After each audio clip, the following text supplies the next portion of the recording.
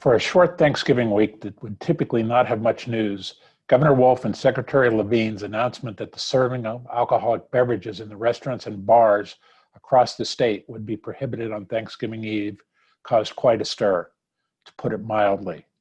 Yes, it's only one night, but it's a big dining out night, and the announcement put a severe damper on the plans of restaurants and customers across the state.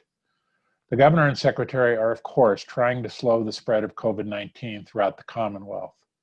But the real angst on the part of the industry is that there are already provisions in place that prohibit congregating at bars, including the fact that bar seating is already closed.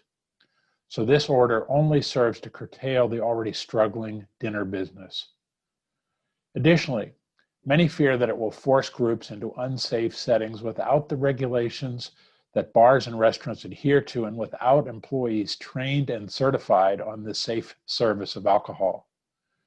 If there is a silver lining, it is that the Secretary is not putting any additional mitigation on restaurants, a sign that our message about how the vast majority of restaurants are working hard to adhere to the current safe CDC and state standards is being heard. PRLA continues its full focus on keeping operations open at a safe level, and of course, getting financial aid to our industry. With your indulgence, I'd like to use my remaining minutes this week to provide some Thanksgiving thoughts. It's been an incredibly rough year for virtually everyone in our business, and for many, it's been heartbreaking. We've seen our life's work evaporate into thin air. We've lost businesses, homes, and other important things. And most devastating is that loved ones and friends have fallen ill, and many have died. On a recent Zoom call, one participant said, "It's hard to find things to be thankful for when there are so many things to be afraid of." I couldn't have said it better. So I wanted to take a few minutes to reflect on a lesson I learned from my mother after she died unexpectedly. She had been in St. Louis only a few years after leaving her home in Florida to be near my sister's family. As my sister, brother, and I met with the minister, it occurred to me that my mother knew few people in her newly adopted home, least of which the pastor who would be officiating at the service. Recalling my father's funeral about 20 years prior in my hometown and childhood church, the building was overflowing with people, and the words from friends were stirring. Here in my mother's new town, who could speak about the wonderful life she had led? Who could tell the amazing grace she had shown to others? I commented that someone really needed to provide a eulogy. My sister said, "I agree, and your brother and I have decided that it should be you, since you have all the experience with public speaking." The prospect frightened me. I was already having a difficult time dealing with the situation, but I had no choice but to agree. As I prepared my words, I discovered the reason I had been called to do this deed. Over all the years, I had never truly reflected on the greatest lesson my mother had taught. By her actions, she was not long on words, she had plainly demonstrated the virtue of being thankful. She truly had a wonderful life, a full life.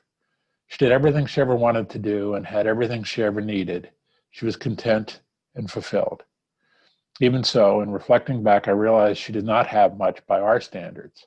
She never traveled to glamorous places, hardly traveled at all.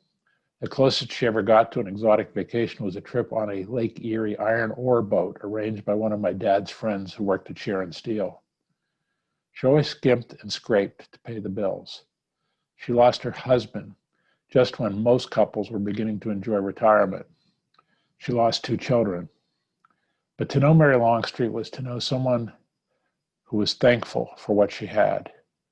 And that was all she needed. She was a genuinely appreciative person. This attitude transmitted to her children. We never knew about the things our family didn't have, only those we did. There are very few really key, life-changing events that we endure or are blessed with. This was one of those events.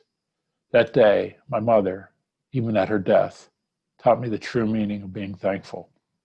She taught me that Thanksgiving is not a holiday, it's a way of life. I hope that this year, even under the dark cloud that we now find ourselves, that you can find a way to enjoy this Thanksgiving. From the Longstreet family to you, we wish you a happy Thanksgiving. I'm John Longstreet with another edition of It Happened This Week. Thanks for tuning in, and I'll see you again next week.